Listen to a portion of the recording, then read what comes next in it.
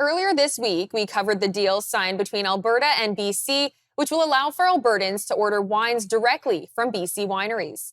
The premiers of both provinces announced Tuesday a one-year deal to again allow Albertans to directly order wine from more than 300 BC wineries in exchange for the Alberta government getting its share of applicable taxes. Earlier, we were joined by Miles Prodan, CEO and president of Wine Growers BC, on what this means for the industry. Well, quite simply, it just means going back to the status quo, which is the ability for BC wines to ship directly to their customers in Alberta. I mean, it's a long-standing practice. Albertans are a key component to the wine industry in British Columbia. They've been there since the very beginning.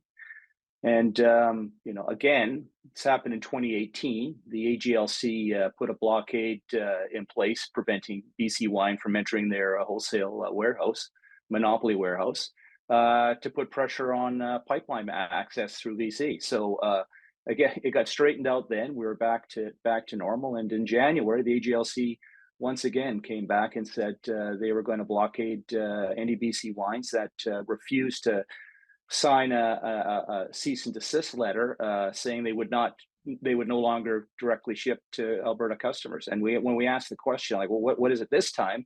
They said it was tax. And we've long said since 2018 and before then, we're happy to pay the tax. The tax is owed. The tax is owed in the province where the product is consumed. It's common practice with manufacturers across this country. And so we are more than willing to do that. But it's taken 6 months. And I note, although the premiers have announced that it's back to status quo, there's a caveat that a system is to be developed by the AGLC to ensure that the proper tax and fees, it's the fees portion that's got us a little worried there, needs to be put in place. So while the announcement is good at the political level and it's green light and wineries are taking it as that, there are still the devil in the details, and we're not sure what the LGC has in mind, but they are negotiating or having those discussions with their BC counterparts. So we'll see in the end, we'll see what happens. But to answer the quick question, it's back to normal. Critically important that our BC wineries maintain that relationship with Alberta customers because they just don't buy the wine. They also come and visit in droves. So we love that.